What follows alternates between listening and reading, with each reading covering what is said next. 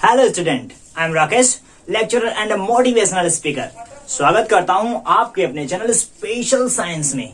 आज की special science में हम लोग पढ़ेंगे हमारा जो रिस्पायरेशन है, हमारा जो श्वसन है वो कैसे काम करता है। आप जानेंगे हीमोग्लोबिन किस कलर का होता है, वास्तव में क्या लाल होता है कि बैंगनी होता है, वो किसके कारण लाल हो जाता है, इन सारी चीजों को, हमारा लंग्स कैसे काम करता है, उसके बीच में क्या अंगूर के गुच्छे की तरह बहुत सारी चीजें उपस्थित होती हैं।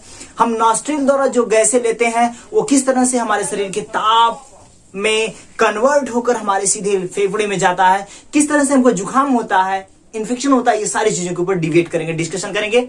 यदि आप नॉर्मल कुछ चीजें जानते हैं तो सारी चीजें क्लीन एंड क्लियर रहेंगे। आप चाहे जिस क्लास में पढ़ते हो, आई डोंट नो अबाउट, लेकिन ये सारी चीजें आपको चुटकियों में सब बहुत अच्छे समझ में आएंगी। तो आइए बिना देर करते हुए स्टार्ट करते हैं हमारी टॉपिक, मानव श्वसन। श्वसन क्रिया क्या है समझिए कि श्वसन एक ऐसी क्रिया है जिसमें कोई भी जीवधारी हो, हम हो, आप हो, हमारे पौधे हो, क्या करते हैं भाई, अपने वातावरण के साथ गैसों का आदान प्रदान करते हैं। मैंने कहा आपको कि आप चाहे जिस क्लास में पढ़ते हो, एकदम दिमाग में ठक से बात समझ में आएगी, एक चुटकियों में, एक झटके में, है ना।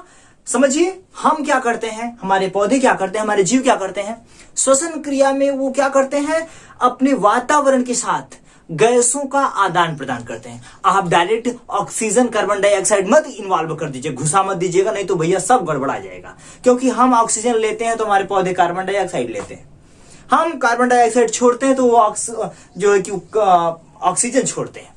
इस बात को बिल्कुल ध्यान रखिएगा। तो आप बिना गैसों को झगड़ा कराए बिना ही आप कह सकते हैं क्या कि ऐसी क्रिया जिसमें कोई भी जीवधारी क्या करता है, अपने वातावरण के साथ अपने गैसों का आदान प्रदान करता है। बातें क्लियर है, आसानी से, एकदम आसान भाषा में समझ ले सकते हैं। स्टार्ट कहां से होता है, क्या क्या उसमें चीजें रोल प्ले करती हैं, वो बातें समझिए। भाई हमारे शरीर के बारे में पढ़ा जा रहा है, हम अपने शरीर के बारे में पढ़ रहे हैं, तो जाहिर सी बात है अपने शरीर के बारे में जानना तो बहुत ही कंपलसरी है। आप चाहे पढ़ते हो ना पढ़ते हो, अगर उसके बारे में जानते हैं तो बहुत सारी चीजों से आप बच सकते हैं। उससे एडवांटेज, डिसएडवांटेज, क्या हानियां, क्या लाभ, सबके बारे में बहुत अच्छे से कर सकते हैं, सेफ्टी रख सकते हैं अपने आप को। तो नॉस्ट्रिल द्वारा हमारे ये जो नासा छिद्र है, इसे हम नॉस्ट्रिल कहते हैं इंग्लिश में, नासा छिद्र आप हिंदी में समझ लीजिए। नासा छिद्र द्वारा श्वसन अंदर की तरफ होता है। अब श्वसन क्रिया में कौन कौन सी गैसें होती हैं उसके ऊपर अभी डिबेट किया जाएगा। मैं आपको एक समरी बता रहा हूं केवल। हमारे नासा द्वारा हम गैसों को, बहुत सारी गैसों को अपने अंदर लेते हैं। अब आप समझिए, क्लियर करके रखिए कि क्या हम ऑक्सीजन लेते हैं कि बहुत सारी गैसों को लेते हैं। तो बहुत सारी गैसों को लेते हैं। अगर केवल ऑक्सीजन में जाता भैया तो बाजार में से जाते हो समोसा की महक कैसे आ जाती, कैसे जलेबी समझ में आता, कैसे चाट बन रहा है तो वो हमको कैसे पता चलता। तो क्लियर कर लीजिए कि हम केवल ऑक्सीजन नहीं लेते हैं, बहुत सारी गैसों को क्या करते हैं, अपने अंदर लेते हैं, टेक करते हैं। तो श्वसन कहां से प्रारंभ हो रहा है बाबू, हमारे नॉस्ट्रिल द्वारा, हमारे नासा द्वारा स्टार्ट होता है। और नासा द्वारा जैसे हम श्वसन करते हैं तो यहां से एयर इंटर करती है, तो इसी के ठीक ऊपर छोटे छोटे प्यूबिक हेयर प्रेजेंट होते हैं। हेयर मतलब बाल यार, छोटे छोटे बाल प्रेजेंट होते हैं, उसका कार्य विशेष होता है, समझिए इस बात को। जैसे ही एयर हमारे नासा में इंटर करती है, अगर मैं यहां समझाऊं आपको, यहां नॉस्ट्रिल कुछ इस तरह से ऐसे, अरे इसका नाक तो बहुत बड़ा हो जा रहा है। अगर हम एयर को यहां से इंजेक्ट कराएं तो इंजेक्ट करने में मतलब जब एयर अंदर जाती है तो नासा द्वार में छोटे छोटे छिद्र होते हैं, हेयर होते हैं, बाल उपस्थित होते हैं। अब बाल क्या करते हैं भाई, बाल उस एयर को, उसमें जो डस्ट पार्टिकल होता है, उसमें जो गंदगियां यार, जो हवा में जो धूल मिट्टी सब लगा होता है ना, सब धूल उड़ती है ना, वो सब जाके यहीं पे क्या करता है, वो छानने का काम करता है, छननी की तरह। कौन, ये जो छोटे छोटे बाल हमारे अंदर, नाक के अंदर दिखाई देते हैं वो, तो ये डस्ट पार्टिकल को यहीं रोक लेते हैं। उसके बाद एयर आगे बढ़ती है। अरे भैया उसमें अभी भी बैक्टीरिया और वायरस प्रेजेंट होता है, तभी तो खुजलिया उजलिया सब अंदर होती है। जब गले में आप देखेंगे, जब जुकाम होने वाला होता है तो अंदर खुजली होती है धीरे धीरे, इस बात को ध्यान रखिएगा। तो अभी केवल डस्ट पार्टिकल को रिमूव किया गया है हमारे नॉइस के हेयर द्वारा। अब अभी बैक्टीरिया और वायरस पड़े हुए हैं, वो अब एयर अंदर जाती है तो कुछ इधर ऐसे टर्न करती है, फिर यहां से घूमती है, ऊपर जाती है और फिर ऊपर आके फिर ऐसे घूमती है। तो समझिए कि पूरा पाथ जो होता है ऐसे जिग जैग की तरह होता है, ऐसे घुमावदार होता है ऐसे। तो एयर पहले अंदर जा रही है, यहां से एयर इंटर की, सॉरी एयर इस तरह से बनाइए, एयर अंदर जा रही है नॉस्ट्रिल से हमारे, अब वो घूम रही है पाथ में। अच्छा, इसको अगर मैं इधर कर दूं तो बहुत अच्छे समझ में आएगा। ये देखिए, थोड़ा सा मैं डार्क करके बना रहा हूं आपको। ये कुछ इस तरह की संरचना ऐसे, और फिर ये वाली संरचना थोड़ी बड़ी नीचे की तरफ ऐसे ऐसे, मैंने थोड़ा डार्क कर दिया। अब पहले एयर जब जाती है, अब आप समझिए इस बात को, मैं थोड़ा सा व्हाइट कलर का यूज कर रहा हूं। जब एयर इधर से इंटर करती है भैया, तो पहले यहां जाके टकराती है, यहां टकराती है तो पहले इधर घूम जाती है, फिर यहां से घूमती है तो अब ऊपर की तरफ जाती है, और ऊपर की तरफ जाती है फिर घूम के तब यहां आती है। अब इस बात को बिल्कुल ध्यान से समझिए, क्यों ऐसा होता है, क्यों उसमें घुमावदार पाथ होता है। अरे भैया, ठंडी में तो एकदम सन्न सन्न सरद हवाएं चलती हैं ना, ठंडी हवाएं चलती हैं। अब गर्मी में एकदम लू ही चलती है, तो श्वसन तो ठंडी में भी करते हैं ना, और गर्मी में भी करते हैं। तो बात को समझिए, हमारे बॉडी का टेम्परेचर कैसा होता है, एकदम एक बराबर, कितना 37 डिग्री सेंटीग्रेड। और जो ठंडी में हवाएं चल रही वो तो बहुत ठंडी होती है, और गर्मी में चल रही तो बहुत गर्म होती है। तो जब यहां से एयर इंटर करती, चाहे ठंडी हो चाहे गर्म, जब अंदर जाती है तो इसीलिए वो उसी पाथ में घुमाता है। पहले हमारा वो वाला भाग, नॉस्ट्रिल के ठीक ऊपर वाला भाग, उसमें पहले एयर घूमती है ऐसे ऐसे 2 चक्कर, और जब 2 चक्कर घूमती है तब तक एयर का जो टेम्परेचर होता है, उसका तापमान यार जो होता है, वो हमारे बॉडी के टेम्परेचर के लगभग क्या हो जाता है, बराबर हो जाता है। और जब बराबर हो जाता तो एयर नुकसान करेगी नहीं, नुकसान करेगी। और जब नहीं बराबर होगा, एकदम ठंडी ठंडी हवाएं जाएंगी, गरम गरम हवाएं जाएंगी, तब जुकाम होने के चांसेस ज्यादा होते हैं और बहुत ज्यादा प्रॉब्लम क्रिएट होती है। इस बात को ध्यान रखिए। तो यहाँ पे घुमावदार जो रास्ता होता है वो पहले एयर को घुमाता है, घूमने के बाद एयर क्या होती है, हमारे शरीर के तापमान के बराबर लगभग हो जाती है। और उसके बाद फिर आगे बढ़ते हैं तो जेली लाइक चिपचिपा बहुत सारा पदार्थ होता है, नाको जिसे बोलते हैं, है ना। तो वो जो तरल और चिपचिपा पदार्थ होता है वो इसी रेंज में होता है, यहां से लेके यहां तक पूरा फैला होता है। अब इसमें क्या होता है, अभी तो इधर से वायरस और बैक्टीरिया बचे थे ना, वो जाके इसी में चिपका लेते हैं, यहीं पे सबको क्या कर लेता है, वो चिपका लेता है, रोक लेता है अपने पास पे। यहां जब रुक जाते हैं तो केवल एयर बचती है। अब एयर इंटर करती है, और इंटर करती है तो यहीं से फूड पाइप भी होती है और यहीं से एयर चेंबर भी होता है। तो यहाँ पे एक वाल्व लगा होता है, एक कपाट लगी होती है जिसे हम कहते हैं इपिग्लॉटिस। और इपिग्लॉटिस जो होती है वो हमारे वायु कोष्ठ के ठीक ऊपर स्थित होती है। और जैसे ही सांस लेते हैं तो इपिग्लॉटिस, जब एयर हमारे नॉस्ट्रिल से अंदर जाती है तो इपिग्लॉटिस खुल जाता है और एयर हमारे यहां वायु कोष्ठ में प्रवेश करती है। यहां से देखिए, मैंने यहां फिगर बना के रखा है, ये वाला, यहां से अभी ये वाला पार्ट था, यहां मैंने ड्रा कर दिया खूब बड़ा करके कि आपको अच्छे समझ में आए। ये ट्रैकिया वायु कोष्ठ कहलाता है, अर्थात क्या वायु नली कहलाता है। अब यहीं से एयर सीधे कहां इंटर करती है, हमारे वायु नली में, और इसे हम इंग्लिश में कहते हैं ट्रैकिया। इस बात को एकदम बिल्कुल ध्यान रखिएगा। और इसके बाद क्या होता है कि ट्रैकिया जहां 2 भागों में बढ़ जाती है, 2 ब्रांच में टूटती है, तो उस ट्रैकिया को नाम दिया जाता है ब्रांची, कहीं कहीं ब्रोंकी भी कहा जाता है। इस बात को ध्यान रखिएगा कि अभी जब तक वायु नली एक कोष्ठ में बटी, मतलब एक लाइन में चल रही है, सिंगल ट्रैक पे चल रही है, तो उसे ट्रैकिया कहते हैं। और जब वो 2 भागों में बढ़ जाती है तो उसे क्या कहते हैं, ब्रांची कहते हैं, ब्रांकी कहते हैं। अब दोनों ब्रांकी किसमें डिवाइड हो जाती हैं, 2 भागों में जब डिवाइड हो जाती हैं, वायु नली 2 भागों में जब बढ़ जाती है तो उसे ब्रोंकी कहते हैं। अरे भाई, ब्रांच में बढ़ जाना ब्रोंकी कहलाता है, सिंपल सा है। अब उसके बाद क्या होता है, ब्रोंकी जब आगे बढ़ती है तो फेफड़े में प्रवेश करती है। थोड़ी सी फेफड़े की बात कर लेते हैं। फेफड़ा जो होता है हमारा दाहिना, इधर ये रहा, अगर हम सामने खड़े हो गए आपके, तो इधर दाहिना हाथ, इधर बायां हाथ। तो दाहिना वाला जो फेफड़ा होता है थोड़ा बड़ा होता है, बायां वाला थोड़ा सा छोटा होता है। इसके अलावा फेफड़े में, दाहिने वाले फेफड़े में 3 लोब होते हैं। 3 लोब का मतलब है 3 भागों में बटा होता है। यहाँ देखिए एक ऊपर वाला भाग, एक इधर है, एक मध्य में है। इस बात को बिल्कुल ध्यान रखिएगा कि जो दाहिना फेफड़ा होता है वो बड़ा होता है बाएं वाले फेफड़े से, और कितने भागों में बटा होता है? 3 भागों में बटा होता है। इस बात को बिल्कुल क्लीन एंड क्लियर करके रखिए। ये इसके ऊपर अर्थात हमारे फेफड़े के ऊपर एक पतली सी, एक नहीं सिंगल 2 झिल्लियां होती हैं और इसे कहते हैं प्लूरल मेम्ब्रेन। इस बात को ध्यान रखिएगा कि हमारा जो फेफड़ा होता है उसके ऊपर एक झिल्ली उपस्थित होती है और उस झिल्ली को कहते हैं प्लूरल मेम्ब्रेन। अभी ट्रैकिया ब्रांकी में डिवाइड हुई, ब्रांकी कहां आ गए? फेफड़े के अंदर आ गए। फेफड़े के ऊपर एक झिल्ली होती है जिसे हम क्या कहते हैं? Pleural membrane. दाहिना फेफड़ा हमारा 3 भाग में बटा होता है, बायां वाला 2 भाग में होता है। ठीक है ना? अब जहां से ब्रांकी डिवाइड होती तो आगे भी बढ़ते हुए ढेर सारे भागों में टूट जाती, एकदम जैसे वृक्ष की जो जड़ें होती है ना, वैसे लगता है कि किसी वृक्ष को आप उखाड़ लेंगे, देखेंगे बहुत सारी जड़ें उसमें बहुत सारी पड़ी होती है। ऐसे जड़ों की तरह संरचना बनाती हैं और जड़ों के आखिरी सतह पर अंगूर के गुच्छे की तरह संरचना होती है, ढेर सारे, जैसे लगता है गुच्छा बना हुआ है।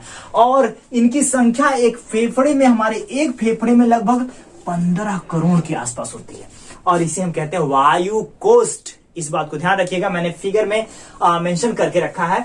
अगर आपको फिगर ये नहीं समझ में आ रहा है तो मैं दूसरा कर दूंगा, आप देख लीजिएगा। वायु कोष्ठ कहलाता है। अब वायु कोष्ठ में होता क्या है आप समझिए सिंगल भाषा में।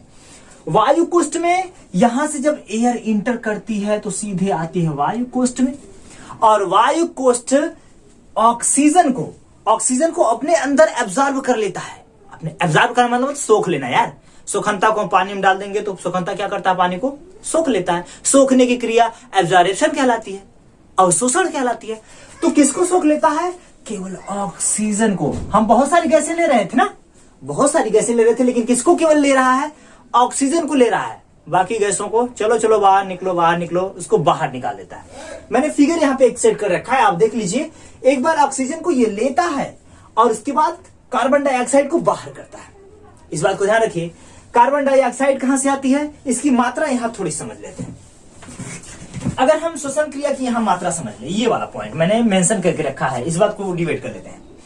तो हम जब श्वसन क्रिया करते हैं, जब एक बार हम गैसों को लेते हैं तो उसमें नाइट्रोजन जो होती है 78%, 78% नाइट्रोजन, 78 प्लस नाइट्रोजन हमारे लंग्स में जाती है। उसी श्वसन में ऑक्सीजन 21% जाती है और कार्बन डाइऑक्साइड 0.03% या 3% या 4% के आसपास जाती है। तो क्लियर रखिए, हम केवल एक गैस को नहीं लेते हैं, केवल ऑक्सीजन नहीं लेते हैं। हम नाइट्रोजन 78%, कार्बन डाइऑक्साइड 0.03 या 4% के आसपास और ऑक्सीजन 21% के आसपास लेते हैं। और जब निकालते हैं, ये ले रहे हैं भाई, इसको हम क्या कर रहे हैं? अंदर ले रहे हैं। अब जब निकालना होता है तब नाइट्रोजन को सेम टू सेम बाहर निकालते हैं, चाहे जितना लिए भैया उतना बाहर निकलो चलो। इसके बाद ऑक्सीजन को कुछ चुरा लेते हैं। कौन चुराता है? एल्वियोली, वायु कोष्ठ चुरा लेता है। कितना % चुराता है? अरे भैया 21 में से जो है कि 17% केवल छोड़ रहा है, तो कितना %? 4% नाइट्रोजन। ऑक्सीजन को क्या करता है? ऑक्सीजन को क्या करता है? या अपने अंदर स्टोर कर। एक बार जब शोषण किए तो 4% ऑक्सीजन को क्या कर लेता है? ले लेता है और 4% कार्बन डाइऑक्साइड को भेज देता है। चलो ऑक्सीजन में ही मिक्स कर देता है। एक बात, यहां पे कार्बन डाइऑक्साइड को कम ले रहा है लेकिन निकाल रहा है 4% के आसपास। अब ये 4% कहां से आ जा रही है कार्बन डाइऑक्साइड? सुनिए, समझिए इस बात को। हमारी बॉडी के अंदर निरंतर कार्य होते रहते हैं, तो वो कार्य में बहुत सारी कार्बन डाइऑक्साइड निकलती रहती है। तो हीमोग्लोबिन क्या करता है? अरे हीमोग्लोबिन कहा भैया? हीमोग्लोबिन हमारे लाल रुधिर कणिका में पाया जाता है, इसीलिए उसका रक्त लाल होता है। लेकिन हीमोग्लोबिन का रक्त लाल नहीं होता है। हीमोग्लोबिन का रक्त जो रंग होता है वो बैगनी होता है। जो उसका रंग होता है हीमोग्लोबिन का बैगनी होता है, लेकिन जब उसमें ऑक्सीजन मिल जाता है, ऑक्सीजन मिश्रित हो जाता है, तो उसका रंग चमकीला लाल हो जाता है। इस बात को बिल्कुल ध्यान से समझिए, नहीं तो देख लीजिए कोई एकदम गोरगार लड़का यार, देख लीजिएगा अपने दोस्तों में, लड़का ही देखिएगा यार, नहीं तो मार खा जाएंगे। अब समझिए, उसके फेस होंगे कहीं पे, अगर आप फेस पे देखते हैं नसें जो दिखाई देती हैं, या हमारे हाथ के ऊपर जो नसें दिखाई देती हैं, एकदम गोरे गोरे, एकदम सांवले वाले में नहीं, हम लोगों में तो बिल्कुल नहीं दिखाई देती, कुछ नहीं, गोरों में दिखाई देती हैं। उनकी जो नसें होती हैं हल्की बैगनी दिखाई देती हैं। क्यों?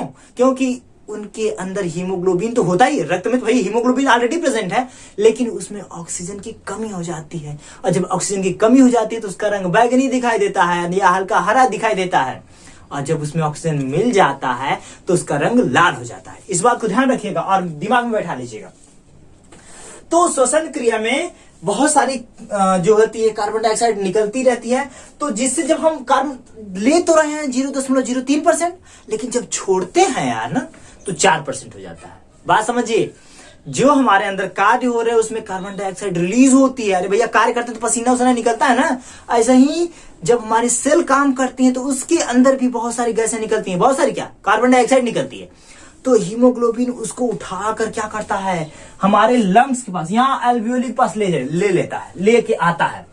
भैया एक बात ध्यान रखिए, CO2 को क्या करता है, भेजता है और ऑक्सीजन को छोड़ता है। कहां भेजता है, सॉरी, CO2 को लेता है, अपने अंदर खींच लेता है और ऑक्सीजन को क्या करता है, छोड़ता है। देखिए मैंने यहाँ पे एक फिगर मेंशन कर रखा है कि कार्बन, यह CO2 कार्बन डाइऑक्साइड को ले अपने उसमें भेज रहा है, क्योंकि जब भेजेगा एल्वियोली में तो यह एल्वियोली क्या करती है, इसको बाहर कर देती है। और ऑक्सीजन को क्या करता है, अपने अंदर अवशोषित करके फिर लेके जाता है, पूरे शरीर में भेजता है। तो शुद्ध अशुद्ध तो ऐसे ही हो जाता है भाई। शुद्ध क्या होता है, जब ऑक्सीजन मिश्रित हो जाती है तो ब्लड शुद्ध हो जाता है, और जब ऑक्सीजन की कमी हो जाती है तो अशुद्ध हो जाता है। तो इतना प्रोसेस था। थोड़ा सा डिबेट कर लेते हैं प्रक्रिया के ऊपर। बहुत ज्यादा गर्मी हो रही है, इस बात को बिल्कुल ध्यान रखिए। मानव श्वसन में अक्षी श्वसन है, यह एक अक्षी श्वसन है। अक्षी श्वसन मतलब ऐसा श्वसन जिसमें ऑक्सीजन की उपस्थिति, जिसमें ऑक्सीजन इन्वॉल्व होता है, वह अक्षी श्वसन कहलाता है। यह एक कैटाबॉलिक प्रोसेस है। कैटाबॉलिक का मतलब होता है इसमें ग्लूकोज को तोड़ा जाता है माइटोकॉन्ड्रिया के अंदर, तोड़ने की प्रक्रिया कहलाती है कैटाबॉलिक प्रक्रिया। और जब ग्लूकोज को तोड़ा जाता है तो क्या उत्पन्न होती है, ऊर्जा मुक्त होती है। ऊर्जा मुक्त होती है, यह मानव श्वसन के अंदर, मतलब हम श्वसन क्रिया करते हैं तो यार ऊर्जा भी मिलती है हमारे शरीर को, तभी हम चार्ज भी रहते हैं। जिंदा रहने के साथ साथ ऊर्जा भी मिलती है, इस बात को ध्यान रखिए। हम अन्य अंगों की अन्य जो होता है वह जीवधारियों की बात करें तो जीवधारी जो होते हैं हमारे स्तनधारी, जो जिनके पास स्तन ग्रंथियां होती है, जो अपने बच्चे को क्या करते हैं, दूध पिलाते हैं। यार हम लोग आते हैं, हमारे जो पेट एनिमल जानवर है वो आते हैं, वो उनका मेन जो श्वसन अंग होता है वो फेफड़ा होता है। अरे यार हमारा जो मेन श्वसन अंग फेफड़ा, पहले हमको लगता था नाक है, लेकिन नॉस्ट्रिल नाक नहीं है, ये तो एक साधन, एक रास्ता है। जो लंग्स है हमारा फेफड़ा है, उसमें जाके स्टोर होता है सारी चीजें। कीट में ट्रैकिया ये रहा, ये केवल वायु इसी के अंदर जो होता है अपना क्या कर लेती है, यह सांस नली ही क्या करती है, कीट में श्वसन अंग होती है। जो जल में रहते हैं, मछली पकड़ लो, अगर निकाल दो तो अपना गलफड़ा बेचारी फुलाती पचकाती रहती है, खोलती बंद करती रहती है। तो वह कैसे श्वसन कर रही है, गलफड़ों द्वारा। मेढक, मेढक में 3 प्रकार से श्वसन होता है, समझिए। मेढक जब जल के अंदर होता है और जमीन के अंदर होता है। यार गर्मी में क्या करते हैं, एकदम जमीन के अंदर चले जाते हैं, जिसे हम हाइबरनेशन कहते हैं, एकदम विलुप्त हो जाना, मतलब अंदर जाके सो जाना। तो जब जल में होते हैं, जमीन के अंदर होते हैं तो त्वचा द्वारा श्वसन करते हैं, स्किन द्वारा श्वसन। और जब जमीन पर होते हैं, मतलब ऊपर होते हैं भैया, टहलते घूमते दौड़ते रहते हैं, तब फेफड़ों द्वारा श्वसन करते हैं। मेढक का जो बच्चा होता है वो टैडपोल कहलाता है। टैडपोल, अरे यार जिसमें पूंछ लगी मिली होती है। पहले क्या करते हैं लोग, पहले जाके छोटा सा गड्ढा अगर देख लेते तो कहते हैं मछली है, मछली, लेकिन मछली नहीं होती, वो मेढक का बच्चा होता है टैडपोल। ये गिल्स द्वारा श्वसन करते हैं। इसके बारे में हम लोगों ने अच्छे से डिबेट कर लिया है, ठीक है ना। थोड़ा सा इसके ऊपर फोकस कर लेते हैं। प्रत्येक लंग्स में, प्रत्येक फेफड़े में जो होता है 15 करोड़ के आसपास एल्वियोली होते हैं, मतलब वायु कोष्ठ होते हैं, जिसमें वायु का हमेशा आदान प्रदान होता है। वायु के फेफड़े में देखिए, जब हम श्वसन क्रिया करते हैं, जब श्वसन अंदर होता है, मतलब कि बाहर से गैस अंदर जाती है तो अंतः श्वसन, जब बाहर कर देते हैं गैस को तो बाह्य श्वसन। क्लियर। वायु को अंदर लेना, फेफड़े के अंदर लेना अंतः श्वसन, फेफड़े से बाहर निकाल देना बाह्य श्वसन कहलाता है। बात है क्लियर।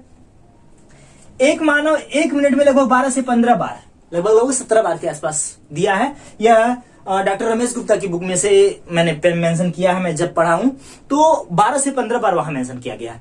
नियर अबाउट 17 के आसपास होता है। अगर हम वही चाइल्ड, छोटे बच्चे की बात करें बाबू, जो माँ के गर्भ से जन्म लेता है, छोटा वाला बेबी, उसमें यार 1 मिनट में 42 से 44 बार धक धक धक धक श्वसन चलता रहता है ना, बहुत तेजी से श्वसन क्रिया करता है। आगे बढ़ते हैं। श्वसन में ली गई वायु और छोड़ी गई वायु की जो लिमिट होती है, वॉल्यूम होता है वो 500 ml। एक बार लिए, एक बार छोड़े, 500 ml के आसपास लेते हैं, छोड़ते हैं, औसतन वैल्यू। एक गहरी सांस में ली गई वायु जितना हम भर लेते हैं खूब कस के अपने लंग्स के ऊपर, देखिए सीना फूल जाता है एकदम, तो क्या होता है वो 3000 ml के आसपास हम वायु एक प्रेशर के साथ जब लेते हैं तो 3000 वायु अपने अंदर ले लेते हैं। पूरे ताकत के साथ जब बाहर निकालते हैं, देखते हैं एकदम लटक जाते हैं, है ना। तो कितना होता है, लगभग 1100 ml के आसपास हम उसको निकालते हैं। अच्छा, निकालने के बाद भी कुछ हमारे लंग्स में वायु रह जाती है, तो वो लगभग आसपास 1200 ml के आसपास हमारे पूरा प्रेशर के साथ निकाल भी देते हैं, तब भी लगभग 1200 ml के आसपास वायु हमारे फेफड़े के अंदर बची रहती है। तभी तो जिंदा रह पाते हैं यार ना, है ना। पूरे हमारे फेफड़े की जो कैपेसिटी होती है, दोनों फेफड़े की कैपेसिटी जो होती है वह होती है लगभग 5800 ml वायु को स्टोर करके रख लेना अपने अंदर। तो आई होप कि इतनी चीजें बहुत अच्छे से क्लियर हुई होंगी। ये चीजें एग्जाम की पॉइंट ऑफ व्यू से बहुत इंपॉर्टेंट है। वीडियो को लाइक करने के लिए, मुझे अपने दोस्तों तक शेयर करने के लिए, साइंस फैमिली को बड़ा करने के लिए आपको बहुत बहुत थैंक यू। मस्त रहिए, हंसते रहिए, मुस्कुराते रहिए और खूब नाम रोशन करिए। Thank you so much once again. Best of luck.